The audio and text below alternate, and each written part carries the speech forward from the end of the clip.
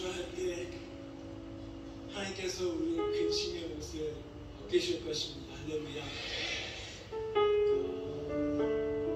얼마 살지는 않았는데 참 하나님에 대한 고민이라고 할까요? 하나님 참 어려운 분이신 것 같아요. 믿음으로만 모든 것을 다 견딜 수 있고 신앙으로 모든 것을 다 이겨낼 수 있다고 그 배웠던 그 배움을 따라가지 못하는 저를 볼 때 굉장히 낙심하거든요. 근데 그런 주님께서 저 천국에서 주님을 마주하면 주님께서 뭐라고 하실까?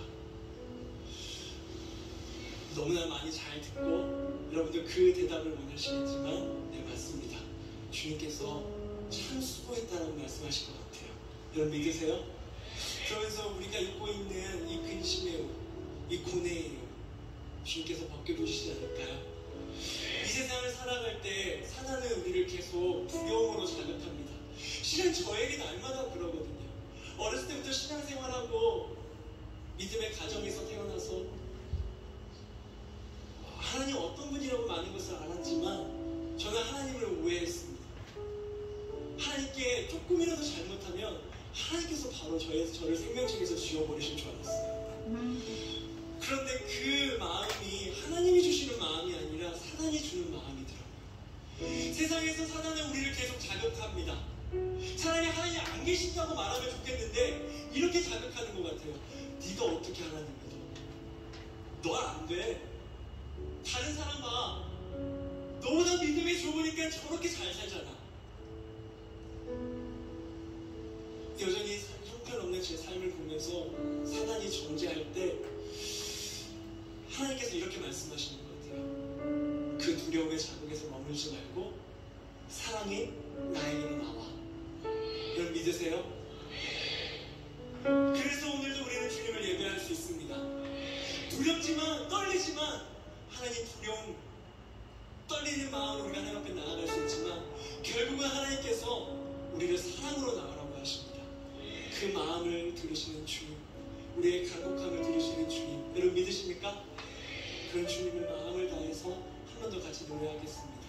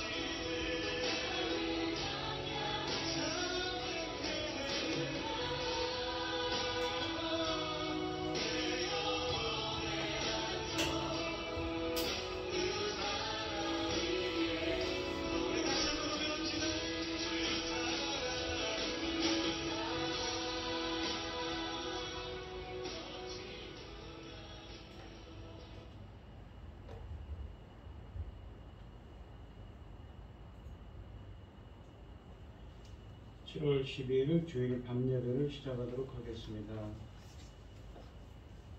사도신경 하심으로 신앙 고백하시겠습니다.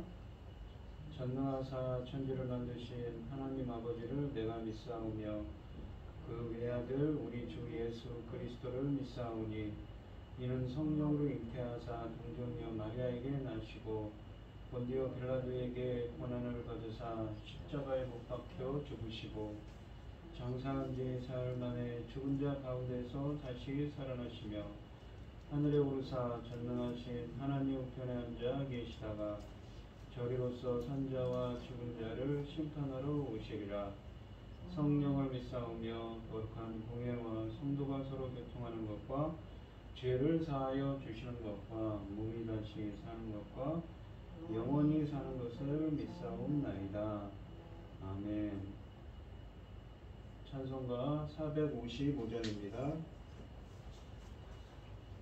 455장 찬송하시고 구현민 집사님 기도해 주시겠습니다. 주님의 마음을 본받는 자 그 맘에 평강이 찾아오면 험악한 세상을 이기리니 하늘로부터 임함이로다. 주님의 마음 본받아 살면서 그 거룩하심 나도 이루리. 주 모습 내 눈에 안 보이며 그 음성 내 귀에 안 들려도 내 영혼 날마다 주를 만나 신령한 말씀 늘 배우도다. 주님의 마음 본받아 살면서 그 거룩하심 나도 이루리. 가는 길 거칠고 험하여도 내 맘에 불평이 없어짐은 십자가 고난을 이겨내신 주님의 마음 본받음이라. 주님의 마음 본받아 살면서 그 거룩하심 나도 이루리. 주 예수 세상에 다시 오실 그날엔 무성도 변화하여 주님의 빛나는 그 영상을 다 함께 보며 주 찬양하리. 주님의 마음 본받아 살면서 그 거룩하심 나도 이루리. 아멘. 존귀를 주신 영원히 경배에 받으시기 합당하신 하나님 아버지, 부족한 저희를 하나님의 사랑 가운데 자녀로 사랑하게 하시며 감사합니다. 혼란스러운 이 세상에서도 이 시간에 하나님께 예배드릴 수 있도록 도와주셨으니 감사합니다. 연하신 하나님 아버지, 저희 나라를 아버지 강권하게 붙잡아 주시옵소서. 하나님의 뜻대로 가야 할 저희 나라 아버지 정권이 바뀌고부터 아버지 언제부터 돌아가고 있습니다. 걱정이 많습니다. 저희 나라를 붙들어 주시옵소서. 하나님 뜻대로 세워질 수 있도록 도와주시옵소서. 아버지 하나님 지금 나라 밖에 우크라이나 전쟁으로 나라 밖은 어지러운지 모릅니다. 우크라이나에 전쟁을 일으킨 저 러시아 푸틴에게 전쟁 비용을 모두 다 물도록 유엔이 결정해 주셔서 더 이상 전쟁을 일으킬 수 없도록 도와주시옵소서. 아버지 하나님, 그들이 우리는 도울 수도 없고 아버지 하나님 뇌수술만 통해서 볼 때 마음이 너무 아픕니다. 아버지 하나님 전능하신 하나님이시기 때문에 하실 수 있잖아요. 사람들의 마음을 움직여서 아버지 하나님 이 규칙을 만들어서 더 이상 전쟁이 없도록 아버지 지켜주시옵소서. 전능하신 하나님 아버지, 지금은 아버지 하나님께서 열매를 거두신 시대를 열고 계십니다. 그 열매들이 아름답게 맺어져야 할 텐데 아버지 하나님 온갖 일로 방해를 받고 있습니다. 아버지 도와주시옵소서. 사랑하는 내 아버지 거룩하신 하나님, 이 열매를 위해서 주님은 십자가에 죽으시기까지 하셨는데 이 열매가 아버지 맺혀질 길이 보이지 않습니다. 말씀을 열어가야 할 텐데 아버지, 강단에서는 지금 당신의 사랑하는 종의 말씀을 익어갈 열매 거둘 말씀을, 열매가 익어갈 말씀을 열고 있습니다. 그 말씀으로 잘 익어갈 수 있도록 도와주시옵소서. 살아계신 전능하신 아버지 하나님, 저희들에게 맡겨주신 크고도 귀한 사명 아버지 잘 감당할 수 있도록 막힌 여건들을 허물어 주시고 능력의 손으로 그 막힌 여건들을 손으로 열어 주시옵소서. 전능하신 하나님 아버지, 이 시간 당신의 사랑하는 종 말씀을 들고 강단에 섰습니다. 아버지, 열매 거둘 말씀입니다. 아버지 하나님, 잘 그 말씀 익어가서 말씀으로 말미암아 하나님 원하시는 그 열매들이 맺혀질 수 있도록 아버지 도와주시옵소서. 이 모든 말씀 아버지, 우리를 영만 죄악 가운데에서 구원해 주신 예수 그리스도 이름으로 기도하옵나이다. 아멘. 오늘 함께 하실 하나님의 말씀은 빌립보서 2장 5절로 18절 말씀입니다. 빌립보서 2장 5절로 18절입니다. 교독을 하도록 하겠습니다. 제가 먼저 읽겠습니다. 너희 안에 이 마음을 품으라. 곧 그리스도 예수의 마음이니 그는 근본 하나님을 본체시나 하나님과 동등을 취할 것으로 여기지 아니하시고 오히려 자기를 비워 종의 형체를 가지사 사람들과 같이 되셨고 사람 모양으로 나타나사 자기를 낮추시고 죽기까지 복종하셨으니 곧 십자가에 죽으시니라. 이러므로 하나님이 그를 지극히 높여 모든 이름 위에 뛰어난 이름을 주사 하늘에 있는 자들과 땅에 있는 자들과 땅 아래에 있는 자들로 모든 무릎을 그 예수 이름 앞에 꿇게 하시고 모든 입으로 예수 그리스도를 주라 시인하여 하나님 아버지께 영광을 돌리게 하셨느니라. 그러므로 나의 사랑하는 자들아, 너희가 나 있을 때뿐 아니라 더욱 지금 나 없을 때에도 항상 복종하여 두렵고 떨림으로 너희 구원을 이루라. 너희 안에서 행하시는 일은 하나님이시니 자기의 기쁘신 뜻을 위하여 너희에게 소원을 두고 행하게 하시나니 모든 일을 원망과 시비가 없이 하라. 이는 너희가 흠이 없고 순전하여 어그러지고 거스리는 세대 가운데서 하나님의 흠없는 자녀로 세상에서 그들 가운데 빛들로 나타내며 생명의 말씀을 밝혀 나의 다름질이 헛되지 아니하고 수고도 헛되지 아니하므로 그리스도의 날에 내가 자랑할 것이 있게 하려 함이라. 만일 너희 믿음의 재물과 섬김위에 내가 나를 전제로 드릴지라도 나는 기뻐하고 너희 무리와 함께 기뻐하리니 이와 같이 너희도 기뻐하고 나와 함께 기뻐하라. 아멘. 찬송가 486장입니다.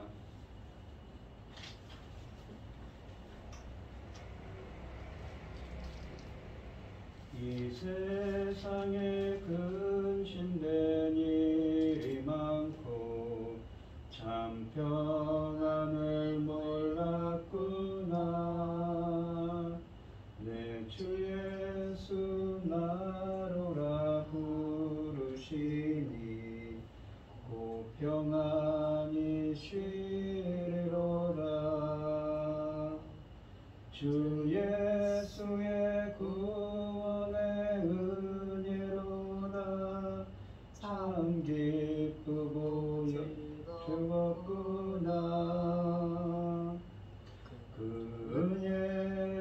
영원히 누리겠네. 그 평안이 쉬리로다.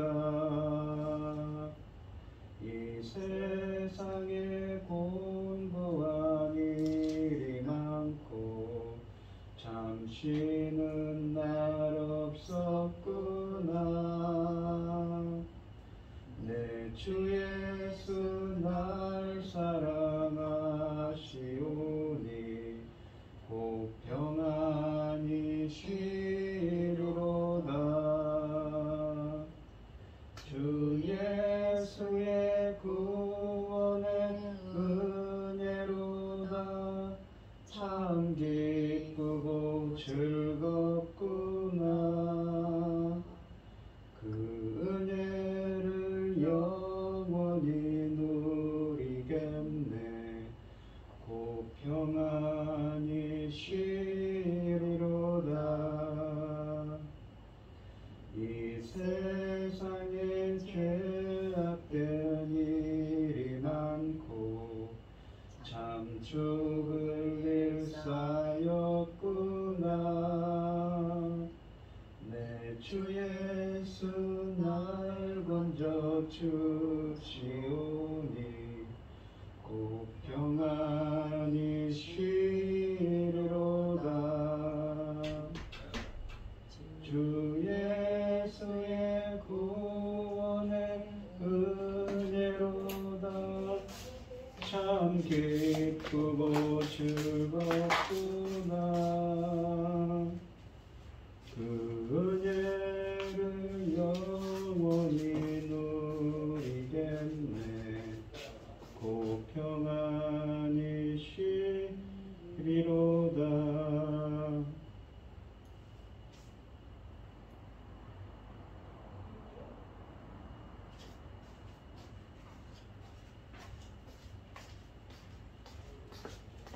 오늘 본문 말씀의 제목은 그리스도 예수의 마음을 품으라입니다.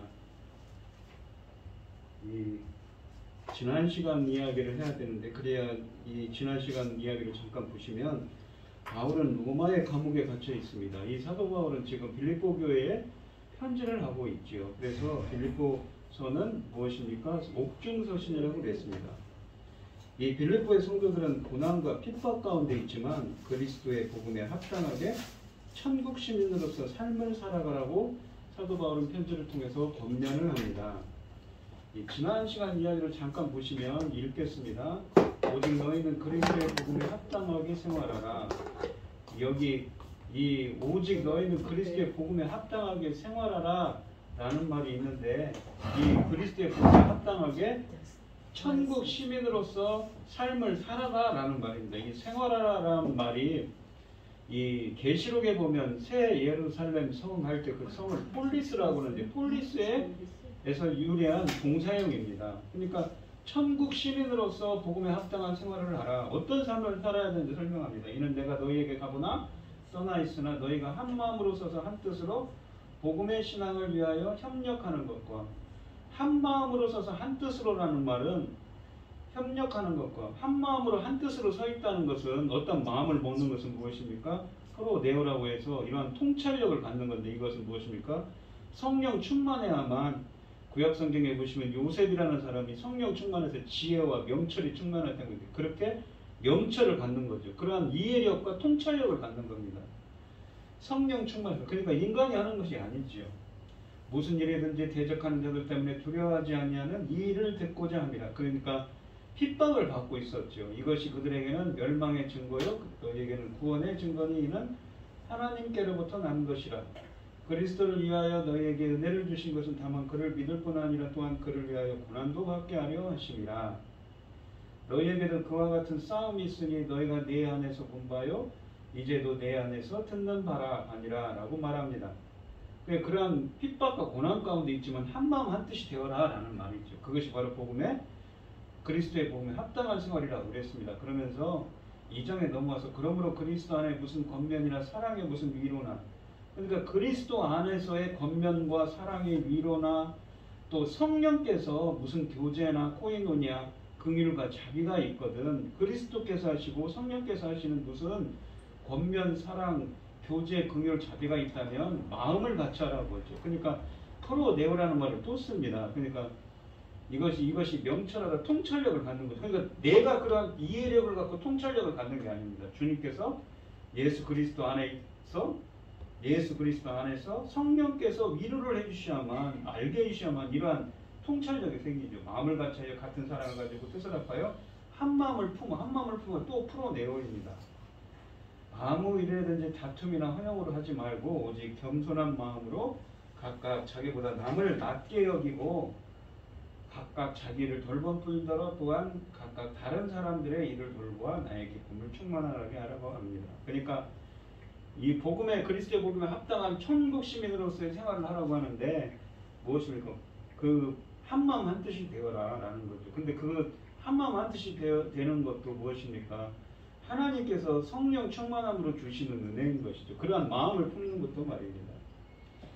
이런 상황에서 바울은 빌립보 교회 성도들에게 예수 그리스도를 그들의 모범으로 제시합니다. 그러니까 천국 생활을 하는 천국 시민으로서 어떤 생활을 해야 되는가라는 얘기를 하면서 예수 그리스도를 하나의 모범으로 제시를 하지요. 2장 5절에 보시면 너희 안에 이 마음을 품으라 곧 그리스도 예수의 마음이니, 이 마음을 품으라 라는 말이 또 풀어내오라는 말을 썼습니다. 아까도 말씀드렸듯이 이 창세기 41장 38절로 39절에 보면 요셉, 창세기에 나오는 요셉의 이야기를 하면서 성령이 내주하시고 하나님께서 알게 해주셔야만 명철과 지혜를 얻을 수 있다는 말입니다. 그러니까 요셉은 왜 요셉이 지혜롭고 명철한 자냐면 하나님께서 그에게 성령이 내주하시고 하나님께서 알게 해주셨다는 것이죠. 그러니까 너희 안에 이 마음을 품는 것도 무엇입니까? 이러한 이해력을 갖는 것도 우리 빌립보 성도들이 스스로 그런 게 아니라 성령께서, 주님께서 역사해 주신 거죠. 그렇게 역사해 주셔야만 그리스도 예수의 마음을 품을 수가 있다는 말입니다. 6절에 보시면 그는 근본 하나님의 본체시나 하나님과 동등됨을 취할 것으로 여기지 아니하시고, 이 6절은 성육신하기 이전의 예수님의 모습, 본래부터 하나님이신 창세전부터 선지하셨던 그리스도의 신분을 설명합니다. 여기 보시면 근본이라는 말은, 이 근본이란 말로 번역된 헬라어는 시작하다, 존재하다는 이 헬라어 휘팔코의 현재 분사로서 태초부터 계속되는 존재의 지속성을 나타냅니다. 또한 여기 보시면 하나님의 본체시니라고 할 때 본체라는 말은 형상, 본질, 본성을 뜻하는 말입니다. 영원히 변하지 않는 본질적인 형체를 가리키는 것으로 하나님의 본체라는 말은 예수님 자신이 바로 하나님이심을 뜻하고 있습니다. 예수 그리스도는 이 땅에서, 그러니까 공생의 기간이 약 33년이라고 그러죠. 33년의 세월을 사신 단순한 인간이 아니셨습니다. 그분은 시간이 시작되기 전에 하나님과 함께 존재하셨고, 그러니까 선재하신 분이고, 죽음을 앞에 두고 기도하실 때 예수께서는 또한 이렇게 말씀하시지요. 요한복음 17장 5절에 아버지여, 창세전에 내가 아버지와 함께 가졌던 영화로서 지금도 아버지와 함께 나를 영화롭게 하옵소서라는 말씀을 하십니다. 그러니까 이 예수님께서는 하나님과 동등하십니다. 하나님이 어떠하시면 예수님도 그러하십니다. 근본적인 성품과 신적인 속성에 대해서 동등하신 것입니다. 그러나 예수께서는 이 동등됨을 취할 것으로 여기지 않으셨습니다. 그리고 2장 7절로 8절에 가면 이 예수님의 성육신과 낮아지심에 대한 이야기를 하죠. 겸비하심과 고난받으심과 십자가에서 돌아가심, 십자가의 죽음을 또한 나타내십니다. 예수님의 낮아지신 예수님에 대한 설명을 하지요. 오히려 그를 비워 종의 형체를 가지사 사람들과 같이 되셨고 사람의 모양으로 나타나사 자기를 낮추시고 죽기까지 복종하셨으니 곧 십자가에 죽으심이라 라고 말씀하십니다. 7절에 보시면 오히려 자기를 비운다는 표현을 씁니다. 이 비운다는 말은 텅 비게 한다는 말인데 무엇이냐면 하나님의 형상 또는 하나님의 동등됨을 간직해 둔다는 말이죠. 제쳐놓았다는 말입니다. 그리스도께서 신성을 포기하셨다는 것이 아니라 신의 모습을 감추시고 인간의 형체를 덧입으셨다는 의미입니다. 성육신은 선지하시던 하나님의 아들이 자원하여 인간의 몸과 인간의 본성을 취하신 일이었습니다. 그리스도는 인간이 되시려고 그분의 신성을 포기하신 것이 아니었습니다. 예수께서는 하나님의 본체 그 자체이셨으며 인간으로 탄생하실 때에 종의 형체를 취하셨던 것이지요. 8절에 보시면 사람의 모양으로 나타나사 자기를 낮추시고 죽기까지 복종하셨으니 곧 십자가에 죽으심이라 라고 되어 있습니다. 이 사람들의 눈에 나타난 그리스도의 외모를 가리키는 표현인데 사람의 모양이라는 것은요, 이 말은 본성이나 본질보다는 외적인 모습을 의미합니다. 이 하나님께서는 죄와 그로 말미암는 결과, 즉 죽음과 하나님에게서의 이 영원한 분리를 적시에 단번에 해결하셨습니다. 모든 인류를 영원한 형벌에 처하게 하시는 대신 하나님께서는 그 형벌을 스스로 감당하셨던 것이지요. 우리가 받아야 마땅한 형벌을 감당하시려고 하나님께서 자신의 영광과 능력을 버리시고 수치와 고통에 직면하셨다는 참으로 놀라운 일인 것입니다. 그러면서 9절로 10절은 예수님의 부활과 승천, 그 승비하신 모습에 대한 이야기를 합니다. 9절에 보시면 이러므로 하나님이 그를 지극히 높여 모든 이름 위에 뛰어난 이름을 주사라고 되어 있습니다. 모든 이름 위에 뛰어난 이름을 준다는 것은 무엇입니까? 만물을 주관하시며 만물을 통치하시는 하나님을 말하지요. 10절에 보시면 하늘에 있는 자들과 땅 아래에 있는 자들과 땅에 있는 자들과 땅 아래에 있는 자들로 모든 무릎을 예수의 이름에 꿇게 하시고, 하늘에 있는 자들은 누구입니까? 바로 천사들과 세상을 떠나 하늘에 살고 있는 하나님의 백성들, 성도들을 의미합니다. 땅에 있는 자들은 누구입니까? 바로 지상에 지금 살고 있는, 거주하고 있는 사람들이죠. 땅 아래에 있다는 것은 무엇입니까? 성경적으로 보시면 죽은 자입니다. 또는 사단들과 정죄받아 지옥에 간 자들을 의미하는 말씀입니다. 바울이 여기에서 강조하는 점은 그리스도께서 이 자발적으로 순종하심으로 말미암아 전 우주 만물들로부터 우주적인 통치권을 지닌 자로서 경배를 받으시게 되었다는 사실입니다.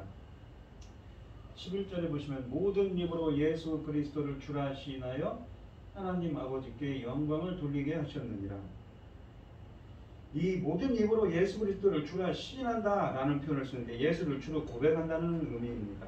성경에서는 이 명칭으로 하나님을 가리켜 바울 서신만 해도 주라는 표현 250여 회를 언급합니다. 예수님을 주로 시인한다는 것은 그분을 단순한 존경의 대상자나 권위의 소유자로 인정한다는 의미가 아니라 예수님을 하나님으로 고백한다는 것입니다. 바울은 이 본문을 통해서 빌립보 교인들에게 예수 그리스도는 우리의 구원자일 뿐 아니라 우리가 어떻게 살아가야 할 것인가를 가르쳐주는 교사요, 실제로 모범을 보여주는 삶의 모델이라는 사실을 강조합니다. 예수님은 이 성육신 하기 전에 하나님의 본체로서 하나님의 영광을 누릴 수 있었음에도 불구하고 그것을 당연히 누려야 할 것으로 생각하거나 혹은 그것을 자신의 높아짐의 근거로 사용하지 않으셨습니다. 오히려 자신을 비우시고 십자가에 죽기까지 고난에 복종하셨기 때문에 하나님께서 그를 지극히 높여 온 세상의 주가 되게 하셨다고 말씀하십니다. 바로 예수님의 그 비하, 겸손하신 예수님에 대한 말씀이신 것이지요. 예수님께서는 하나님의 뜻에 죽기까지 순종하셨습니다. 하늘의 영광스러운 보좌를 버리고 낮고 천한 사람의 모습으로 성육신하셨습니다. 그리고 이 땅에서 부귀영화를 누리며 사신 것이 아니라 모든 사람의 죄악의 대가를 대신 치르시며 이 십자가에서 죽으셨습니다. 이 땅에서의 삶은 고난의 여정이었던 것이지요. 하나님의 뜻에 순종하는 예수님을 하나님은 부활과 승천을 통해 지극히 높여 영광의 자리에 회복시켜 주셨습니다. 이것이 하나님의 뜻이었던 것입니다. 이제 빌립보 교인들은 이와 같은 예수님의 자기 비하, 겸손, 절대적인 순종, 고난의 모습과 삶의 그 자세를 닮아야 한다는 것이죠. 그리스도 예수의 마음을 품으라고 2장 5절에 말씀하신 것처럼 예수 그리스도 안에서 그리스도 예수의 마음을 품을 때만 그러한 성령 충만함으로 하나님께서 그러한 마음을 품도록 해야만, 내가 그런 예수 그리스도처럼 내가 품는다고 해서 품는 게 아니라 이러한 예수 그리스도의 겸손한 마음을 어떻게 품습니까? 성령 충만함으로 주님께서 알게 해주셔야만, 역사해 주셔야만 이러한 통찰력과 이해력을, 예수 그리스도의 마음을 품게 된다는 것이지요. 12절 말씀부터 보시면 이제 또 다른 단원이 시작됩니다. 그러므로 나의 사랑하는 형제들아, 이제 결론적인 이야기를 합니다. 너희가 나 있을 때뿐 아니라 더욱 지금 나 없을 때에도 항상 복종하여 두렵고 떨림으로 너희 구원을 이루라 라는 표현을 씁니다. 이 그러므로 나의 사랑하는 자들아 라는 표현은 바울의 권고에는 목자로서의 사랑이 담겨져 있습니다. 그의 권고는 사랑이 배제된 엄한 요구나 명령이 아니었습니다. 더욱이 사랑하는 아들이여 라고 말함으로써 바울을 자신의 명령이 사랑이 있는 목회적 심장임을 상기시킵니다. 여기 보시면 복종하여 라는 이 하반절에 쓰여져 있는데 이것은 듣다, 따르다, 순종하다는 말입니다. 우리가 구약성경에 보면 쉐마라는 말을 쓰죠. 쉐마 이스라엘. 의미는 같습니다. 순종하라는 것이죠. 들으라는 것입니다. 그리고 여기에서의 복종은 하나님과 복음에 대한 복종을 가리킵니다. 또한 여기 보시면 두렵고 떨림으로 라는 표현은 무엇입니까? 바로 하나님에 대한 경건한 경외심, 두려움입니다.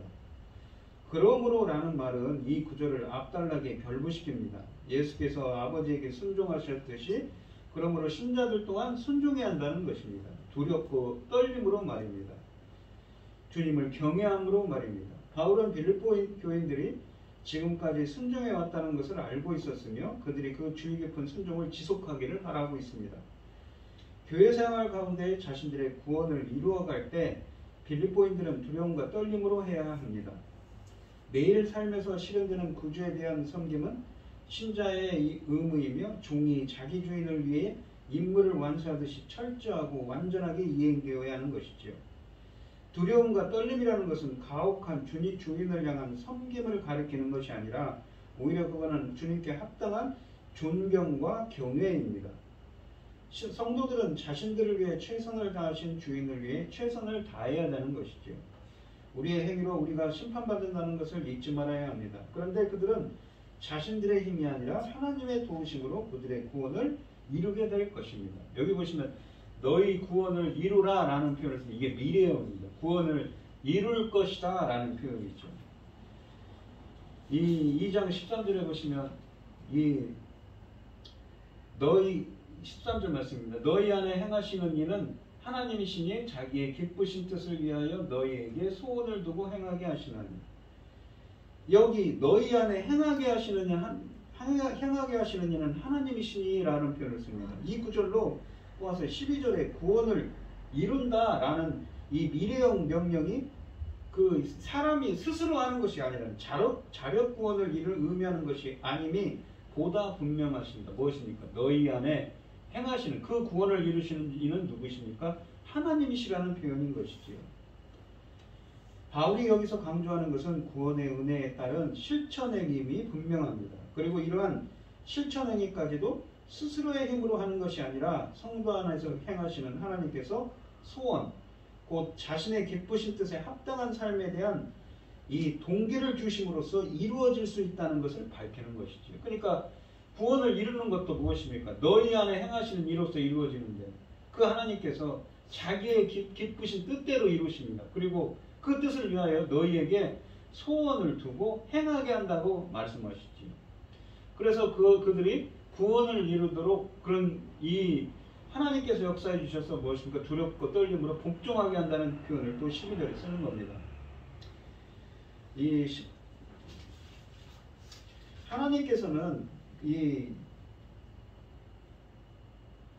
하나님께서는 그들 가운데 역사하셔서 하나님의 기쁘신 뜻을 위하여 빌립보 성도들에게 소원을 두고 행하게 도와주실 것입니다. 하나님께서는 신자들 안에서 역사하시고 신자들은 하나님의 일을 행합니다. 성도들은 하나님의 동역자들이지요. 하나님께서는 세상 속에서 우리를 통해 그분이 기뻐하시는 뜻을 성취하시기로 작정하신 것입니다. 예정하셨습니다. 이 구절을 성급히 읽으면 구원이 인간의 공로여야 하는 것이며 그리스도의 삶이 우리가 행하는 것에 달려있다고 생각할 수도 있습니다. 그러나 세밀히 보면 중요한 문구가 눈에 띕니다. 무엇입니까? 하나님께서 너희 안에서 일하고 계신다는 것이지요. 14절 말씀을 보시면 모든 일을 원망과 시비가 없이 하라고 합니다. 구원에 합당한, 그러니까 그리스도의 복음에 합당한 삶을 사는 그런 실천 행위 가운데 바울이 구체적으로 언급하고 있는 것은 또한 무엇이냐면 원망과 시비가 없는 생활입니다. 원망이라는 것은 일종의 불평하는 행위인데 빌립보 교인들의 이 원망은 이 2장 3절에서 언급된 대로 다툼과 허영에서 비롯된 불만의 표현입니다. 시비라는 것은 이 소송과 알력을 뜻하는 말입니다. 소송을 거는 것도 재판을 벌이는 겁니다. 그런 뜻으로서 이 경우에는 서로 자신을 드러내기 위해서 불화하고 다투는 행위를 가리킵니다. 이처럼 바울은 교회의 참된 일치가 구원받은 일이 이루어야 할 것임을 강조하고 있는 것입니다. 그러니까 어떻습니까? 이러한 생활을 할 수 있는 것도 뭐죠? 중요한 것은 물론 우리가 그런 의지가 있어야지만 하나님께서 역사해 주셔야 한다는 것이죠. 15절에 보시면 이는 너희가 흠이 없고 순전하여 어그러지고 거스르는 세대 가운데서 하나님의 흠없는 자녀로 세상에서 그들 가운데 빛들로 나타내며라는 표현을 씁니다. 흠이 없고 순전하다라는 표현을 씁니다. 물이 섞이지 않은 포도주나 불순물이 혼합되지 않은 금속품에 사용된 단어로 죄에 대해 결백함을 뜻합니다. 순전하다는 것은. 또한 어그러지고라는 말은 사악하다는 말입니다.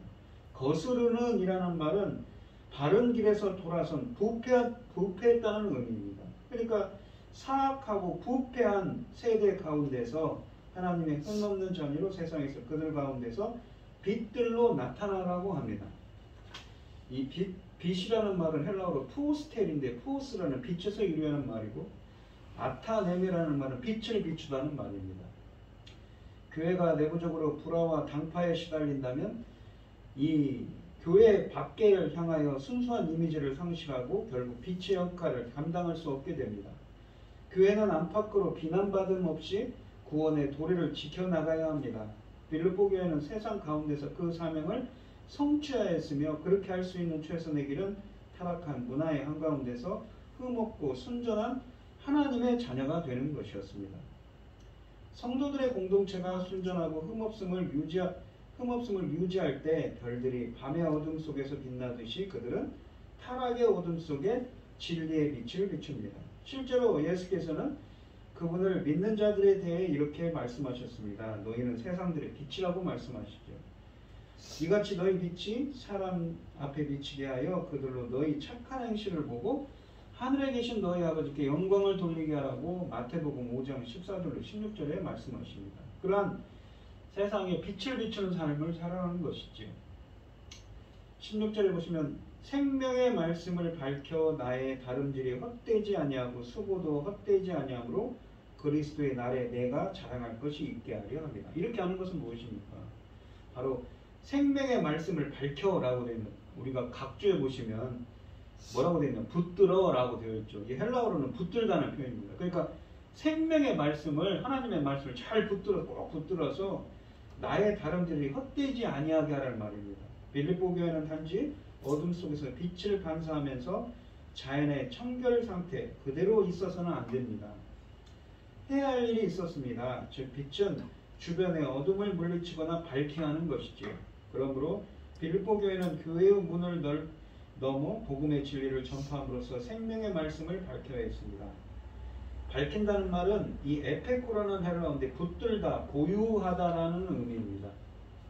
이 빌립보 교인들은 죽어가는 세상 속에서 생명의 말씀을 꼭 붙잡아야 합니다.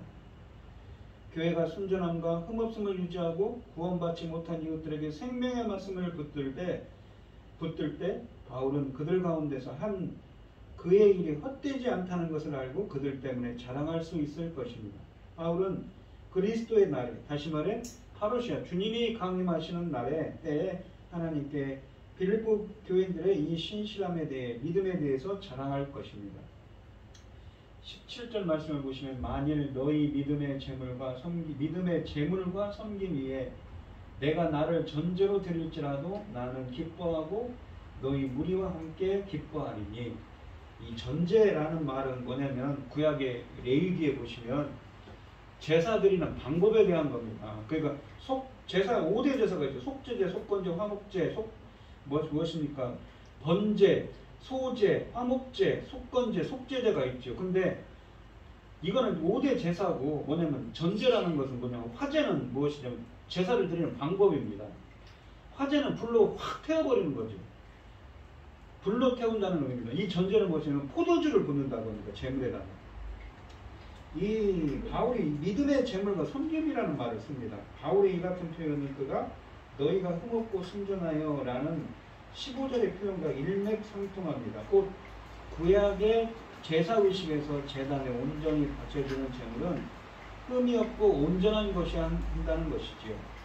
이렇듯 신약시대의 성도들은 염소나 송아지가 아니라 자신의 삶 전체를 흠없고 순전한 삶을 통하여 하나님께 바쳐한다는 것이 이 편에 함축된 의미입니다. 근데 그 너희들의 믿음의 제물에 그 순전한 그 삶으로 제물을 드리는데 너희 믿음의 제물과 그 위에 섬김 위에 내가 나를 전제로 드린다고 표현합니다.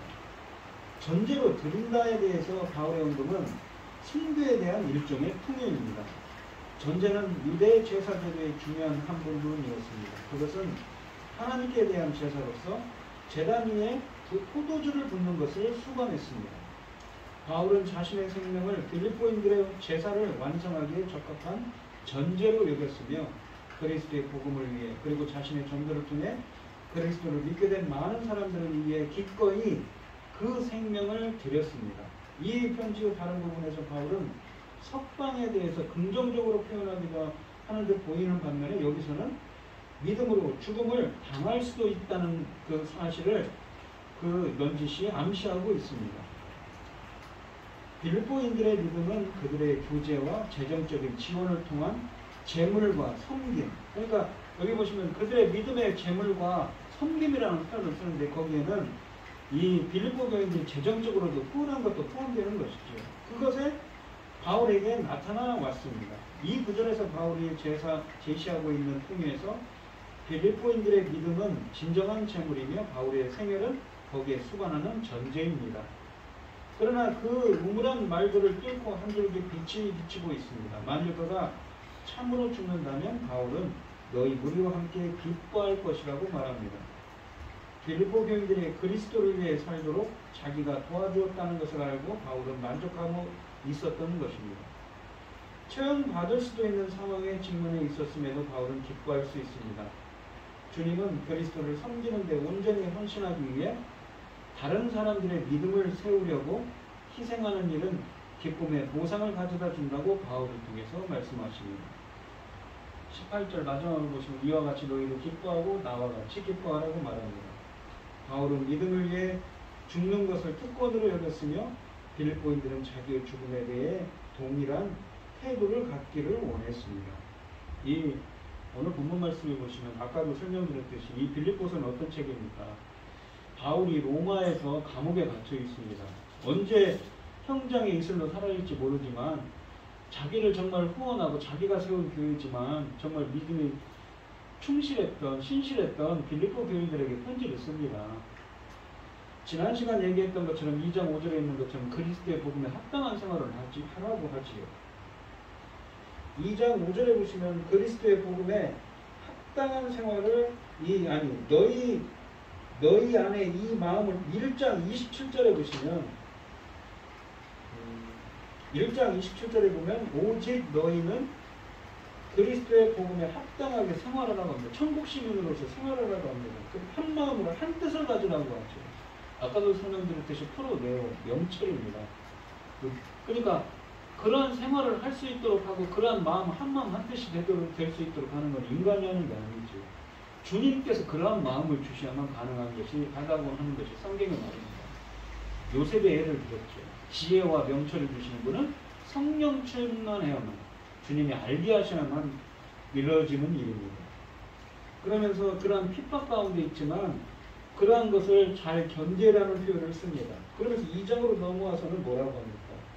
마음을 그리스도 안에서 무슨 권면이나 사랑의 무슨 이루나 성령의 무슨 교제나, 그러니까 그리스도 안에서 성령께서 역사하시는 거죠. 그러한 역사를 같이 했을 때 2장 2절에서 마음을 같이하여 같은 사랑을 가지고 뜻을 합하게 됩니다. 프로네오죠. 그러니까 주님께서 역사해 주는 계속 프로네오라는 헬라어를 쓰는데 뭐냐면 그러한 이해력을 갖고 통찰력을 갖고 명철하게 되는 것은 무엇입니까? 주님께서 역사하시는 거죠. 그래야만 쉽게 얘기하면 그리스도의 복음에 합당한 생활을 할 수 있다는 것입니다. 그래서 2장 3절에 보면 겸손한 마음을 품어라. 나보다 4절에 보면 각각 자기 일을 돌보라. 나의 기쁨을 충만하게라 하면서 오늘 본문 말씀에서는 어떻습니까? 그 한 예로 예수 그리스도, 그러니까 하나님의 이 성삼위 하나님 분 중에 한 분이신 창세전에 이 선지하셨던 창조주이시며 구속주이시며 심판주이신 예수 그리스도께서 친히 자기 그 영광을 버리고 이 성육신 앞에서 낮아지셔서 겸손하게 섬겼던 것처럼, 인간들을 위해서 십자가에 죽었던 것처럼 너희들도 그렇게 그러한 겸손한 삶을 생활하고 합니다. 12절부터 보시면 뭐라고 합니까? 이 항상 복종하라고 그러죠. 두렵고 떨림으로. 그러니까 두렵고 떨림으로 이 하나님을 경외하면서 순종하라고 합니다.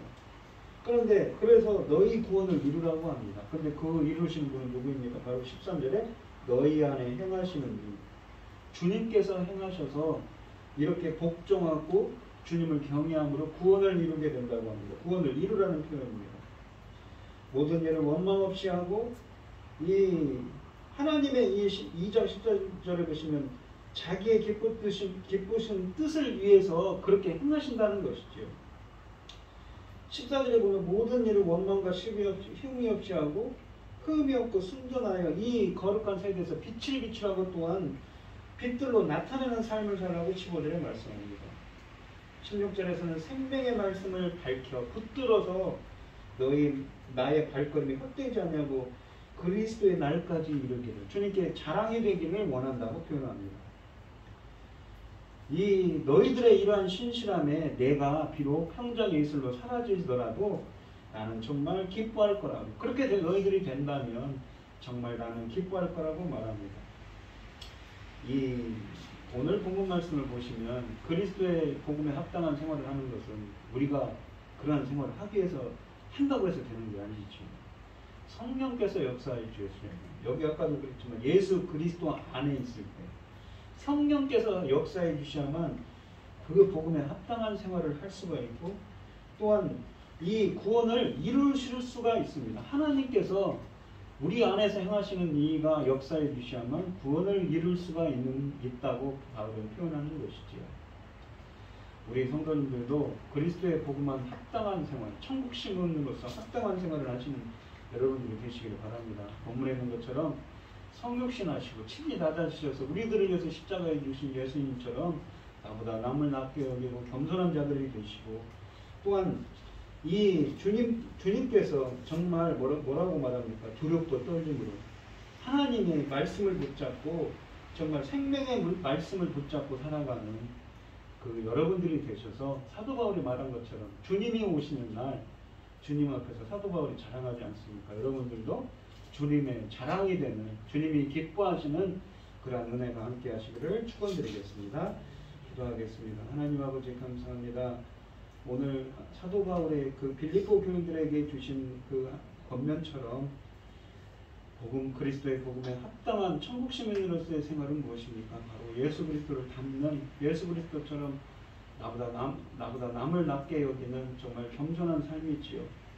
또한 하나님 앞에서 두렵고 떨림으로 구원을 이루기 위해서 정말 복종하고 주님의 말씀을 복종하고 그리스도의 복음의 말씀을 붙잡아서 비록 이 신실함으로 주님이 오시는 날에, 주님이 강림하시는 날에 주님의 자랑이 되는 것입니다. 그렇게 되기를 원한다고 사도 바울은, 그러면 정말 기쁠 것이라고 이 서신을 쓰고 있습니다. 저희들도 끝까지 비록 이런 이 빌립보 교인들이 처한 환경이 정말 이 기독교인들을 핍박하는 이러한 환경 속에서도 복음에 합당한 생활을 하며 기독교 이 예수 그리스도를 닮는 자들처럼 정말 겸손하게 말씀을 붙잡고 살아가서 주님의 자랑이 될 수 있는 우리들이 되게 하여 주시옵소서.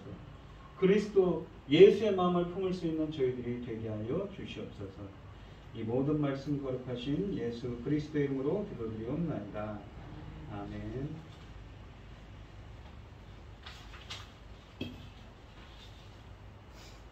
찬송가 459장입니다. 459장을 하시고 축도하심으로 오늘 예배를 마치도록 하겠습니다. 누가 주를 따라 섬기려는가? 누가 죄를 떠나 주만 따를까? 누가 주를 섬겨 남을 구할까? 누가 주의 뒤를 따라가려나? 부르심을 받아 주의 은혜로 주를 따라가네. 주만 따르네. 세상 영광 위에 따름 아니요 크신 사랑이네. 주만 따르고 주가 내려주신 은혜 힘입어 주의 뒤를 따라 힘써이라는 부르심을 받아 주의 은혜로 주를 따라가네. 주만 따르네. 환난 핍박 많고 원수 강하나 주의 용서도 이미 강하니 누가 능히 이겨 넘어뜨리랴? 변함없는 진리 승리하리라. 기쁜 찬송하며 주의 은혜로 주를 따라가네. 주만 따르네. 아멘. 이제는 주 예수 그리스도의 은혜와 하나님의 극진하신 사랑과 성령의 교통하심이 그리스도 예수의 마음을 품기를 소원하는 성도들 머리머리 위에 이제로부터 영원히 함께 있을지어다. 아멘.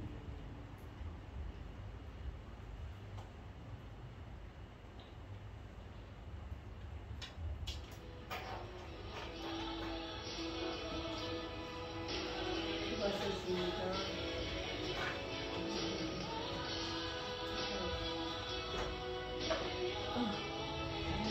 참 오랜만에 왔네요. 왜 이렇게 뜨겁기만 하고 비도 안 오고 많이 오는구만. 비 오니까 그래도 시원하네. 모르겠어요. 시원할 테지. 주님이